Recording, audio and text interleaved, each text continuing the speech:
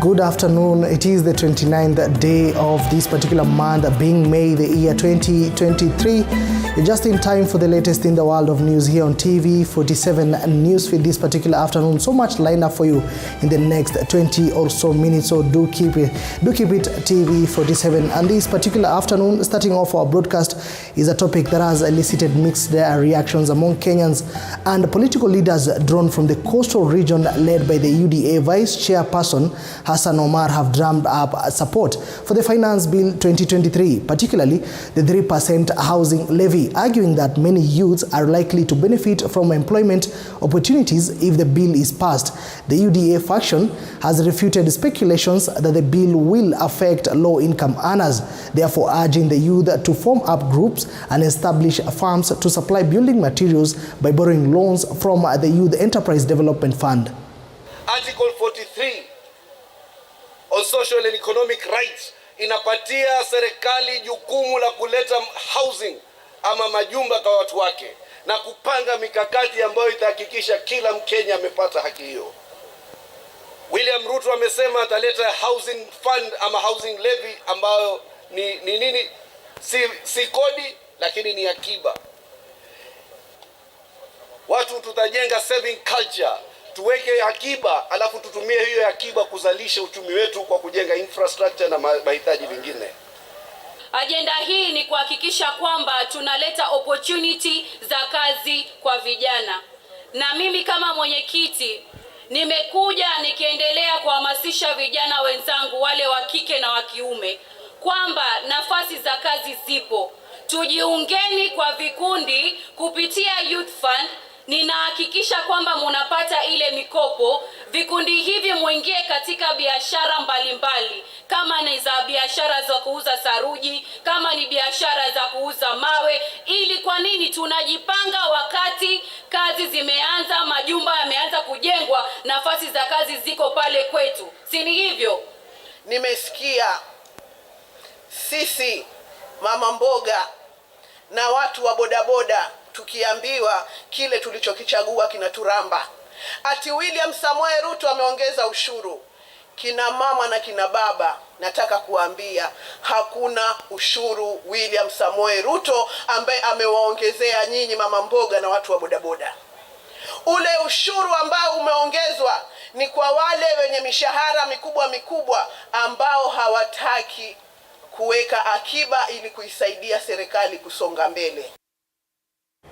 Elsewhere, most young Kenyans, more so millennials and Generation Z, or rather Gen Zs, rely on TV stations as a source of information as opposed to social media and radio stations. Speaking during the official launch of the report, Cabinet Secretary in the Ministry of Information, Communications and Digital Economy, Eliud Owalo, lauded strategies already laid down, saying the report will offer a great opportunity for legacy media to plan their products and to further interrogate on how they can position themselves with this generation. We cannot arrive at prudent decisions if those decisions are not backed by empirical data. And therefore, the fact that somebody thought of undertaking a research to determine the tastes and preference of millennials, more so with respect to consumption of media products, is a step in the right direction. The unveiling of the results of this study, again, ladies and gentlemen, is very much aligned to what we have been doing as government in the recent past. Because I believe the consumption habits of millennials are largely being influenced by digitalization. And that is a journey that we are ourselves embarked on. In fact, in many forums that I've held with the media, I've challenged the media to think of how to re-engineer their operations and by extension products to align their products with the needs of the market. And looking at the results of this study, what comes to the mind is that for us to remain Gen Z, is it factual vile nimesoma in the marketplace, we must align our products to the tastes and preferences of the market. And that means in everything that we do, we must think of the needs of the market first and then work backwards. So I'm very much glad and feel honored that I was invited to this presentation of the findings on the media, on the consumption habits of young people, whom we call millennials, and Generation Z, or simply Gen Z, in an unfolding digital world, and the implications for legacy media in Kenya and beyond. Indeed, young people, ladies and gentlemen, constitute a critical mass of any society's population. In this context, Gen Z and millennials belong to a generation that was born either in the era of enhanced digital networking, powered by Web 2, or have grown up within an era marked by elevated usage of the internet, mobile devices, and social media. Well, interesting discussion there, but moving on, the proposed amendments to the Finance Bill 2023 has continued to elicit mixed reactions from different quarters. Tourism and Wildlife Cabinet Secretary Penina Malonza has urged Kenyans to embrace the proposed amendments so as to end poverty in the country. Malonza was addressing residents drawn from Ngomeni, Nguni and Waita wards who were affected by human-wildlife conflict, who later received relief food. Taxation ambayo ni ushuru umeweza kuletwa na rais wetu, na tukasema hii taxation si kwamba inakuja ati imtoe ule mtu afanye kazi. Hii ni kwa wafanyikazi, na hao wafanyikazi wanasaidia ule mtu yuko pale chini ili akaese kubenefit, na hii ni mambo inafanywa hata na nchi zingine. Tumeona nchi zingine zinatoa taxation, wala wanapiga siasa hii na kusema ati ni taxation ya juu. Si ya juu, waingie katika hesabu na waangalie nchi zote za Afrika waone ni gani inataksiwa zaidi. Kwa hivyo tunataka tujiokoe sisi kama Wakenya. Tujiokoe kutoka kwa kuchukua misaada na loans kutoka kwa IMF. Haitatusaidia, manake ile tax ile interest tunawekwa juu pia ni mingi. Na utaona nchi, ndio maana hatuwezi kuendelea kama Afrika. Kama Afrika tutajikomboa, lazima tujue kutoa tax ndio ilikomboa watu wa West. Na ndio maana unaona wanakaa watoto wao wanasomeshwa bure, hawapewi basari kama vile tunapeana kidogo. Wametoka katika hiyo lengo na hiyo kiwango, wameenda kusomesha watoto wao mpaka university bure kwa sababu serikali iko na pesa. Kwa hivyo mimi ningewaomba Wakenya wote wanaonisikia waweze kuitikia mwito wa rais, na pia waitikie mwito wa upanzi wa miti, kwa sababu hii shida tunapitia ya kutopata mvua na tabia nchi. And elsewhere, while switching gears, Keyo North, a member of Parliament Adams Kipsanai, has lamented that the poor state of roads in Keyo area has made business people and farmers incur huge losses due to failure in delivering their farm produce to the market. Speaking during the launch of the construction of the 10-kilometer road from Lees to Sergoit in Iten town, Kipsanai has promised to join hands with the county government of Elgeyo Marakwet to ensure the roads are repaired in the area within the next 1 month. Leo tuko hapa pamoja na Kera kuzindua barabara kutoka hapa Lilis mpaka kule Kiptabus, barabara ya kilomita 10 kuelekea hapa mpaka kule Sergoit Trading Center. Barabara hii iko na umuhimu sana kwa wakazi wa sehemu hii kwa sababu wengi wao ni wakulima na wafanyabiashara. Kwa hivyo tumeonelea ni vyema pia tutengeneza barabara hii, japo iko katika kitengo ya serikali ya county, lakini tumeweka ushirikiano wetu tuhakikisha kwamba pia tunapatia wakaaji wa Keyo North constituency, aswa wale ambao wanaishi katika sehemu hii, barabara nzuri. Barabara iko katika state ambaye sio mzuri kwa sababu ya mvua, na barabara aswa hii ya Kiptabus mpaka Sergoit imeachiliwa kwa muda mrefu sana. Na serikali ya county ilikuwa inajaribu kufanya panda yake, lakini sasa tumekuja na ile reinforcement ili tuhakikishe kwamba tunaipatia state ambayo inatakana vizuri sana.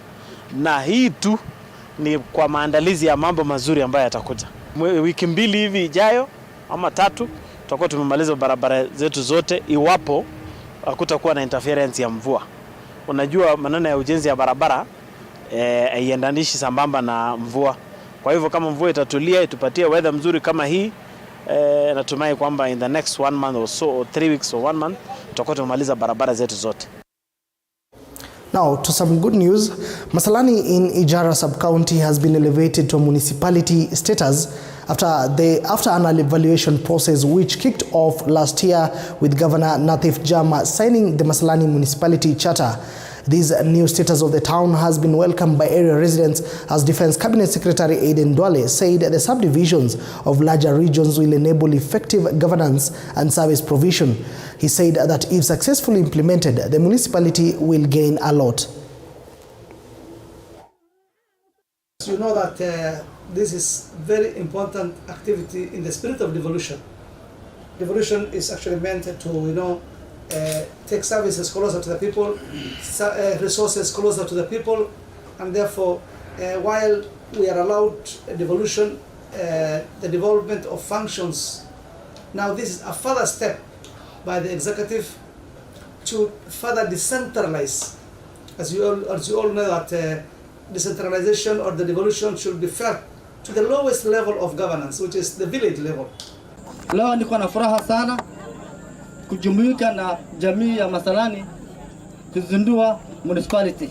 Ile kitu ambacho ningependa kuambia governor ya kwamba isikuwa tu jina. Let this thing not end here. Isiwe imeishia hapo.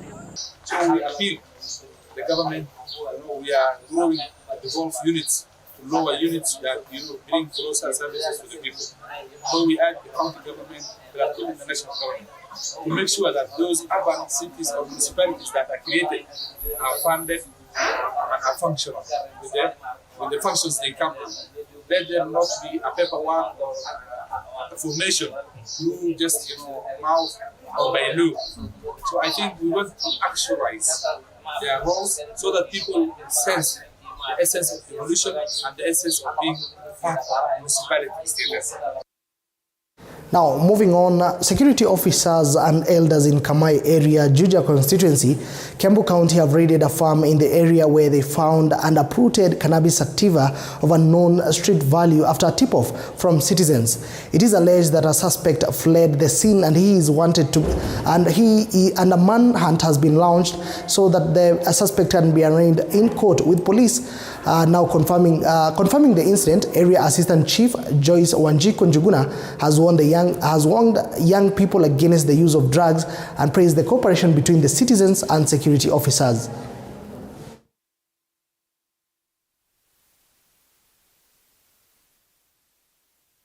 Naitwa Joyce Wanjiku Njuguna, the Area Assistant Chief.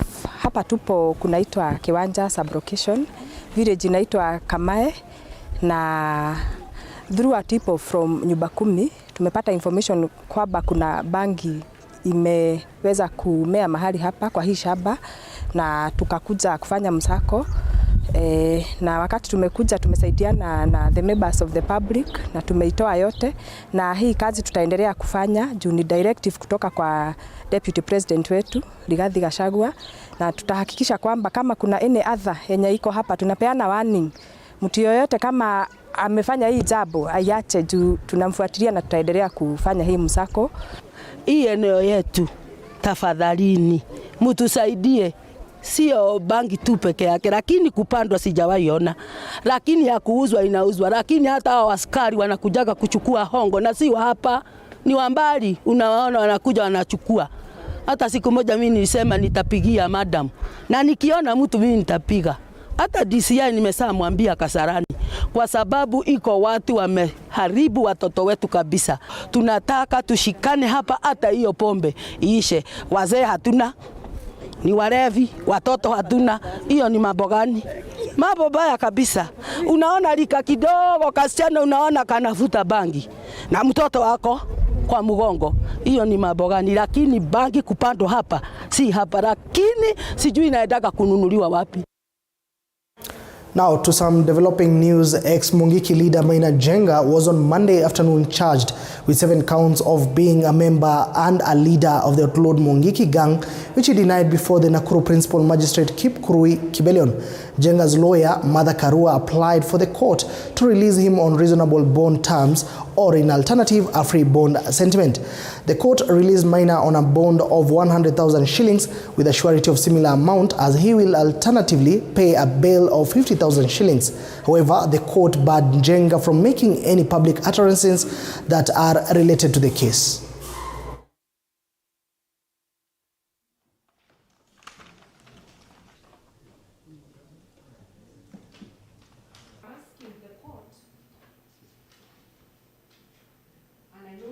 Knows that an accused is presumed innocent until proven guilty, but I've brought that angle for you to see that even the police know he is a former leader of such an organization. Therefore, the charges, the police will provide the best evidence that the charges before the court cannot stand. So, but more on the basis that his co-accused have been released, that he brought himself, he presented himself to court last week, presented himself voluntarily to DCI Nairobi, and today has presented himself to court voluntarily. So we are before you, seeking for your mercy, that you grant our client bail as prayed, and that this could just eject any person, any organ, any individual, and resist from making such comments that are derogatory and prejudicial to our client's case. That considering the circumstance of this case, conditions ought to be placed on the accused admission to bond. And I give the following condition. 1, that the ninth accused in submitted to a bond of 100,000 shillings or an alternative cash bail of 50,000 as the other co-accused. 2, the accused is restrained from making statements either through press or in public rallies which make any direct reference to this case. 3, that the accused shall, in the pendency of this case, never make any contact with any prosecution witnesses known to him in a manner that is likely to jeopardize the trial of this case. Away from matters of the corridors of justice, let us switch to issues concerning the Green Gold, where Rokorire Tea Factory in Embu County has started plans to install a tea processing line that will cost 300 million shillings, which the management has defended that it is set to increase farmers' income. The factory will be the very first to establish a line of that type in the country, and join 11 others that process orthodox tea in the country. We want to see the black CTC coming from Kenya reduced by 30% and the same replaced by orthodox teas and other specialty teas, including tea-fortified and non-tea-fortified food products that include the tea beers and tea wines. So for those who are not able to do away with alcohol, we shall have products that are safer for you and for our families. And a long journey trying to install this line because in the market, the buyers are insisting on buying orthodox teas. Our traditional CTC teas, the prices are going down while the orthodox teas are going up. Together with the help of the government, we are going to install one line at first, accompanied by 2 automatic withering machines. This line will cost around, together with the automatic withering, it will cost around 300 million.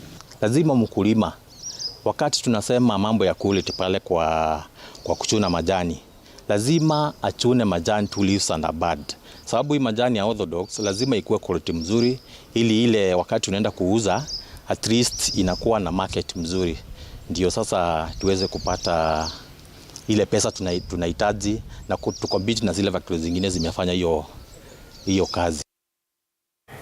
Elsewhere, residents of Chinga constituency in Nyeri County have raised concerns over the spiking insecurity in the area, alleging suspects are not apprehended by security officers.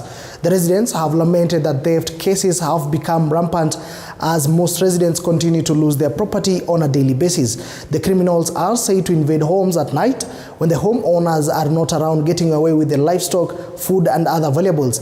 The residents have raised complaints that they have reported the cases to the nearby police station, but no action has been taken. According to police, they have not been able to process any of the cases, as those who report the cases have been shying away from making statements at the station.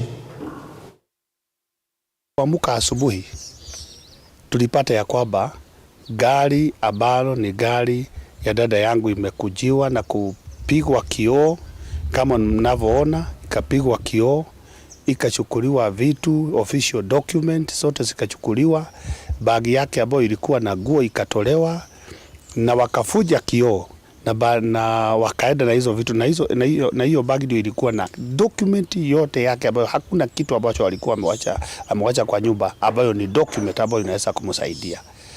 Kwa hivyo sasa, wakati tuliamuka na kupata kile tulipatwa na mchangao wa kushindwa ya kwamba area imekaa namna gani, mambo imekuaje.